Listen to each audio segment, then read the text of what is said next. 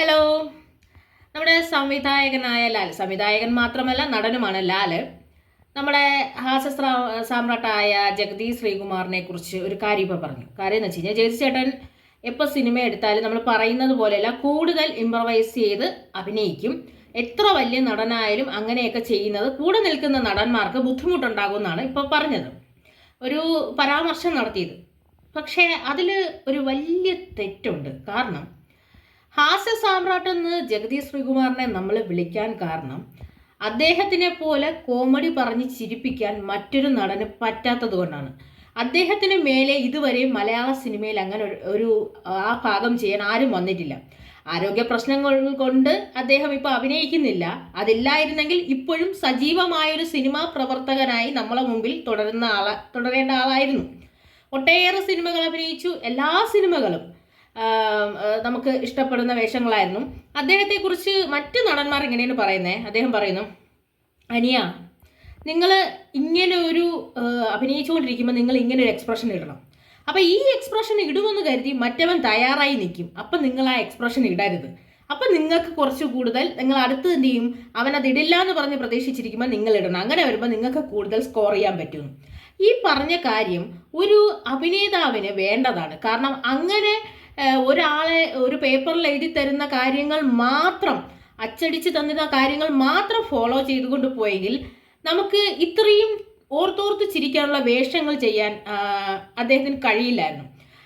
അദ്ദേഹത്തിന് കിട്ടുന്ന അവസരം അത് നല്ല രീതിയിൽ അദ്ദേഹം ഉപയോഗിച്ചത് കൊണ്ടാണ് നമ്മൾ പ്രതീക്ഷിക്കുന്നതിൽ കൂടുതൽ ഒരു കോമഡി അതിൽ വർക്കൗട്ട് ആവുകയും നമ്മൾ ചിരിക്കുകയും ചെയ്തത്. അദ്ദേഹം ആദ്യ കാലങ്ങളിൽ തുടങ്ങി പിന്നെ തിരക്കുള്ള നടനായി മാറി. എല്ലാ സിനിമയിലും തിരക്കുള്ള നടനായി മാറി. ആവർത്തന വിരസതയില്ലാത്ത നടനായി മാറി. എല്ലാ നടന്മാരെ കൂടെ അഭിനയിച്ചു തുടങ്ങി. പക്ഷെ അവിടെ ഒരു പ്രത്യേകത ഉണ്ടായിരുന്നു.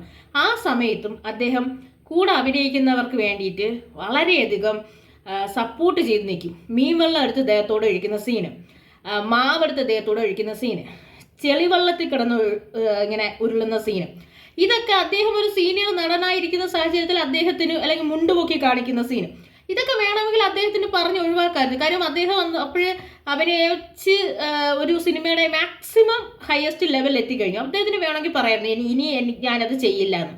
പക്ഷെ അങ്ങനെ ഒന്നും ചെയ്തിട്ടില്ല. അദ്ദേഹത്തിൻ്റെയും കൽപ്പന എന്ന് പറയുന്ന നടിയുടെയും കോമ്പിനേഷനിൽ വരുന്നതൊക്കെ നമ്മൾ ഇപ്പോഴും കണ്ടാലും ഓർത്തോർത്ത് ചിരിക്കും. ദിലീപ് ഏട്ടൻ്റെ കൂടെയുള്ള കോമ്പിനേഷൻ സീനുകൾ, ലാലേട്ടനോടൊപ്പം ഉള്ളത്, ആരെ കൂടെ അഭിനയിച്ചാലും ആ അദ്ദേഹത്തിൻ്റെ ഭാഗം ചിരിയുടെ മേളം ക്രിയേറ്റ് ചെയ്യാൻ അദ്ദേഹത്തിന് കഴിഞ്ഞിട്ടുണ്ട്. എന്നാൽ സീരിയസ് ആയ വേഷം അദ്ദേഹത്തിന് ചെയ്യാൻ കഴിഞ്ഞിട്ടുണ്ട്. അദ്ദേഹം ചെയ്തതിൽ ഏറ്റവും ഫീലിംഗ് ആയ, ടച്ചിങ് ആയ ക്യാരക്ടറിൽ ഒന്നാണ് ഒരു അഭിഭാഷകന്റെ കേസ് ഡയറി എന്ന് പറഞ്ഞിട്ട് മമ്മൂക്ക ചിത്രത്തിൽ ഒരു പിശുക്കനായ കാഞ്ഞിരപ്പള്ളി അച്ചായൻ, ഒരു പിശുക്കനായ കാഞ്ഞിരപ്പള്ളി അച്ചായൻ്റെ ഒരു വേഷം അദ്ദേഹം കൈകാര്യം ചെയ്യുന്നുണ്ട്. അതിൽ മമ്മൂക്കയുടെ വേഷം ഒരുപാട് കുറ്റപ്പെടുത്തുന്നുണ്ട്. എന്ന് വെച്ചാൽ അങ്ങനെ നമുക്ക് ഇതെന്തൊരു പിശുക്കൻ എന്ന് പറയുന്ന രീതിയിൽ ചെയ്യുന്നുണ്ട്. അങ്ങനെ ഒരുപാട് വികാരം, നമ്മളെ വിഷമങ്ങൾ ഒളിപ്പിച്ച് നടക്കുന്ന ആൾക്കാരായിരിക്കും. അങ്ങനെ എല്ലാ വേഷവും അദ്ദേഹം ചെയ്തിട്ടുണ്ട്.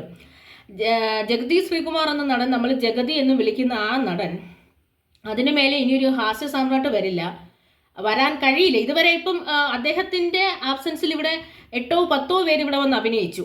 തിരുവനന്തപുരം മുതൽ പാറശാല സ്ലാങ്, അല്ലെ കാസർഗോഡ് സ്ലാങ് ആയാലും അദ്ദേഹത്തിന് കൊടുത്ത ഏത് സ്ലാങ്ങിലും അദ്ദേഹം ചെയ്ത് അഭിനയിക്കും. അപ്പം നമ്മൾ എല്ലാ ഭാഷയുടെ വ്യത്യാസമായാലും രൂപത്തിലെ വ്യത്യാസമായാലും സ്ത്രീവേഷം ചെയ്താലും ശരി, ഏത് വേഷം ചെയ്താലും ശരി, അദ്ദേഹം നന്നായി അഭിനയിച്ചിട്ട് ചിരിപ്പിച്ച് മലയാള സിനിമയുടെ ഒരു ട്രേഡ് മാർക്കാറ്റ് നിന്നാണ്. ഇപ്പോഴും അദ്ദേഹം ആരോഗ്യ പ്രശ്നങ്ങൾ കൊണ്ടാണ് അഭിനയിക്കുന്നത്, അല്ലാതെ അദ്ദേഹത്തിന് സിനിമ കിട്ടാത്തത് കൊണ്ടല്ല. അപ്പം അങ്ങനെ ഒരുപാട് നല്ല വേഷങ്ങൾ നമുക്ക് സമ്മാനിച്ചൊരു നടൻ സ്വന്തം താല്പര്യത്താൽ കൂടുതൽ കാണിച്ച് ഓവറായിട്ട് അഭിനയിക്കുന്നു. അതൊരു നടന് ശരിയല്ല എന്നൊന്നും ഒരു സംവിധായകൻ പറയില്ല. അദ്ദേഹം ഒരു സംവിധായകനായതുകൊണ്ടായിരിക്കും പറഞ്ഞത് ഞാൻ എഴുതുന്നത് പോലെ, അല്ലെങ്കിൽ ഞാൻ പറയുന്നത് പോലെ അഭിനയിക്കണം ഒരു നടനെന്ന് പറയാം. പക്ഷേ എന്നാൽ അയാൾക്കൊരു നടനായി തുടരാൻ പറ്റില്ല. നടനായി നിലനിൽക്കണമെങ്കിൽ അവരുടേതായ ഭാഗത്തു നിന്നുള്ള എന്തെങ്കിലും ഓർക്കാനോ രസിക്കാനോ പ്രേക്ഷകർക്ക് കൊടുക്കണം. അക്കാര്യത്തിൽ ഏറ്റവും മുന്നിൽ തന്നെയായിരുന്നു ജഗതി ശ്രീകുമാർ എന്ന് പറഞ്ഞ നടൻ. ഈശ്വരൻ സഹായിച്ചാൽ ഇനിയും ആരോഗ്യം മെച്ചപ്പെട്ട് വീണ്ടും അദ്ദേഹം ക്യാമറയ്ക്ക് മുന്നിൽ വരും. അഭിനയിക്കും, പഴയതിനെക്കാട്ടിയും കൂടുതൽ നമ്മളെ ചിരിപ്പിക്കും.